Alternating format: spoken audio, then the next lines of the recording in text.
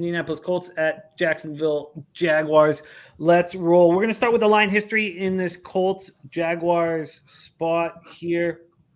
There we go. Uh, Opened right where it is pretty much. There's been a 1 cent move to Jacksonville. A 1 cent move plus four, now minus 107, open at minus 106. This total opened up at 45 and a half, minus 106 at the pick 'em, and now it's 46 and a half. So it's gone up a point, and there's been a 1 cent move to Jacksonville. Let's take a look at the cash flow here. We have 9,482 tickets in. Now, once it gets to game time and the markets move to whatever they do, the Sports Insights will say there's full line value on certain games. This is the team with the most amount of line value on the card, according to Sports Insights, and that's the Jacksonville Jaguars, who have 34% of the tickets and 84% of the cash. That's more drastic than what they had in their game last week, but the Sharps were all over them. 35% of the tickets, 42% of the cash on the under. So some bigger bets coming in on the under, but it has moved up a point.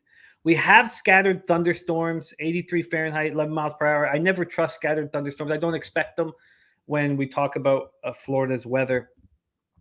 So this is the first time. God, the Colts are such a funny football team. The stats around them are so interesting. And here they get to come back to the scene of their Week 18 loss last year to the 2-14 Jags, eliminating them from the postseason. That was absolutely nuts. The Colts continued their horrific history of Week 1 failures by starting the season with a 20-20 tie at Houston. Reich is 8-12-1 straight up in weeks 1 to 5 as a head coach. The Colts did come back from a 20-3 fourth quarter deficit to force overtime. Matt Ryan playing in his first game for Indy after 14 years with Atlanta. He struggled early, lost a fumble, threw a pick. Ended up 32 for 50 for 352 yards and a touchdown with the pick. He fumbled 4 times. Fortunately, just lost 1. Pittman Jr. caught 9 passes for 121 yards and a touchdown. Nyheim Hines caught 6 passes for 50 yards. Jonathan Taylor was a beast, ran 31 times for 161 yards. The Colts defense got 3 sacks, 5 quarterback hits. Somehow, the Colts did not win this game when they out-yarded the Texans 517 to 299. They had 33 first downs, and they had the ball 39 minutes and 37 seconds of the game. That's just nuts.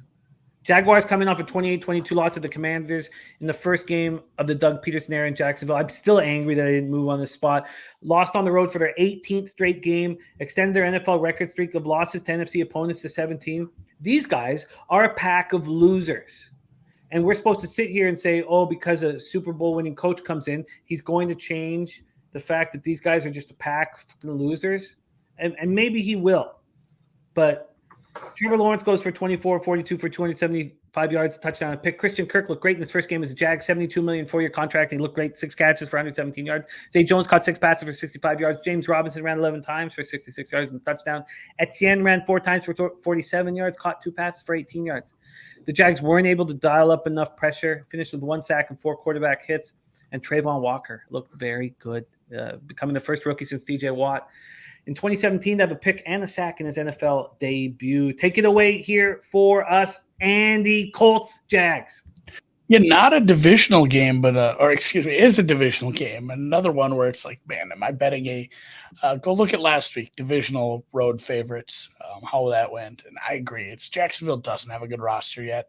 There's some familiarity. Reich and Peterson coached together in Philly, so extra familiarity, and because we say new coaches or new quarterbacks, but extra familiarity between the head coaches of these squads.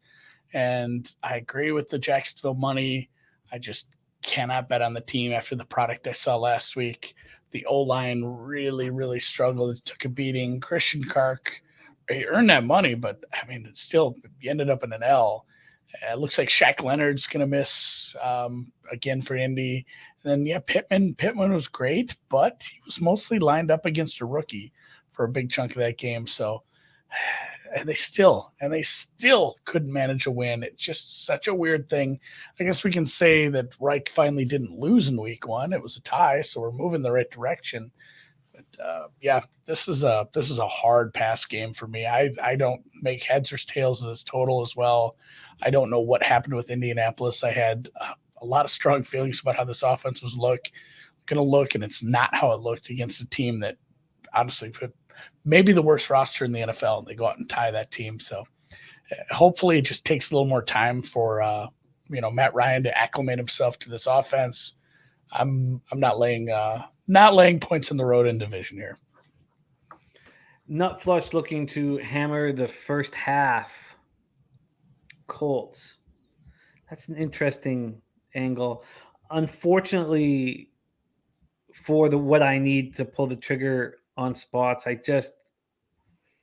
can't not notice that 34% of the tickets and 84% of the cash is on the Jags at this number.